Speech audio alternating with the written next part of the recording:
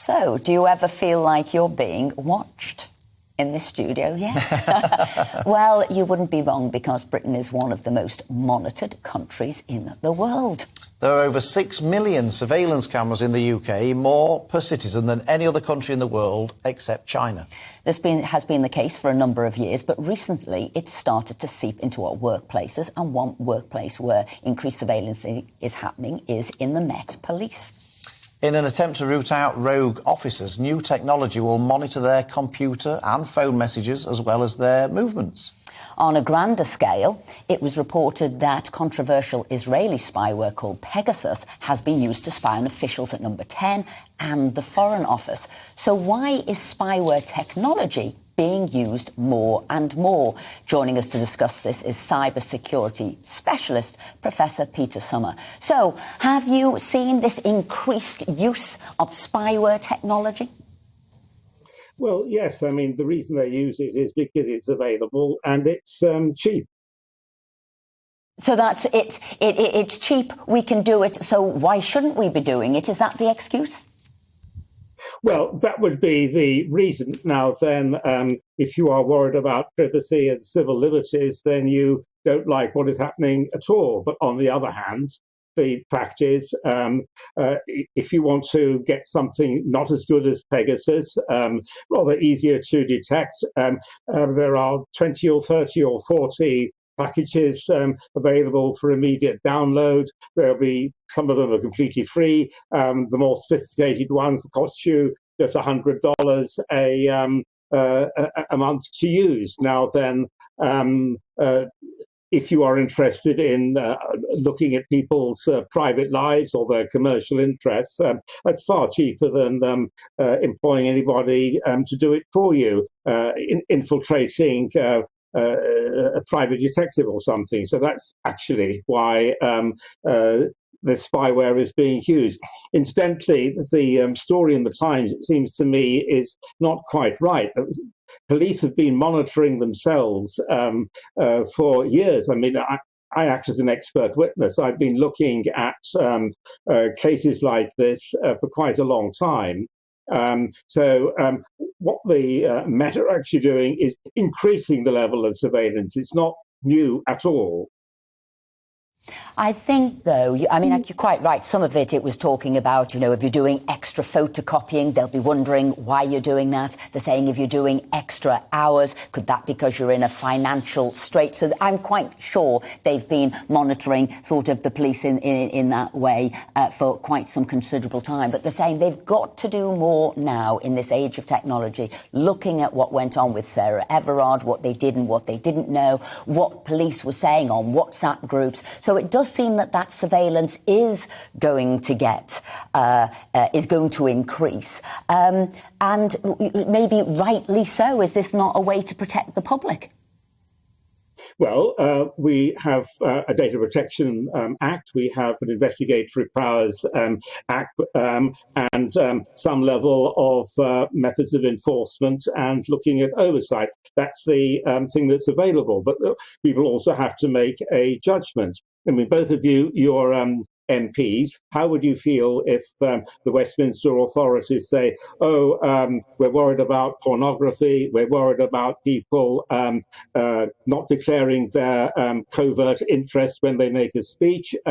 We think we're going to start introducing very large-scale surveillance on your private phones. I suspect we might get a bit of a pushback from you. Well, what I will say, though, is we are sort of monitored as far as I can see all the time. We do have to declare things. We do have to put things on a website, sort of financial or otherwise. If you're in a company, we have got cameras watching us all the time, whether that is in any of the chambers. And of course, there are journalists with us all the time watching what we do. So I would say we were monitored more than probably anybody else. And we've got our opponents in our same workplace are only too happy to get rid of us. That's their job. So they will be, as it were, telling stories to the journalists in the House. So I would say that we are more monitored than anybody else.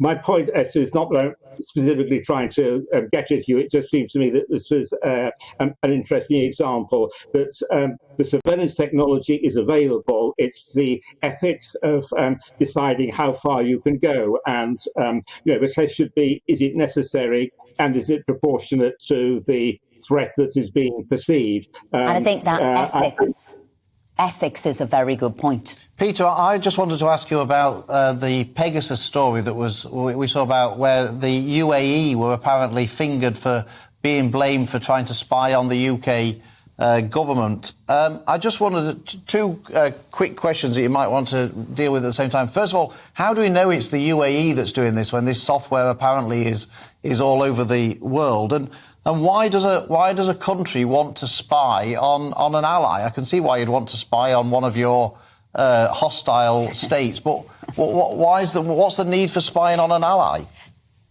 Well, on the first of your questions, a lot of the work has been done by a Canadian outfit called Citizen Lab, and they claim to be able to see how Pegasus in particular is being deployed by looking at the location of various individual computers that are dotted around the world and which mediate the exercise. I've read some of their technical papers, and they seem to me to be plausible. To your second question, intelligence agencies, spy on their allies as well as on their enemies. There's a book I've recently been reading called The Black Door being door of number 10. And there's quite a lot of stuff about what the Brits did, not only to their allies in terms of, not only to their enemies in terms of intelligence gathering, but there are secrets that we in the UK may not necessarily want to share fully with the United States, despite the fact that we are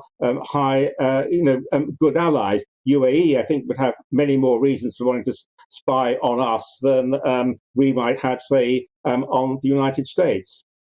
Professor Peter Sommer, thank you so much for joining us and sharing your insight with us this morning. But I do think, don't you think, we're looked at and spied upon more than ever as a nation of people. There's CCTVs, people have now got that Alexa or whatever in the house asking questions. People say, is it listening or watching us? I find that sort of the big brother is watching you all the time.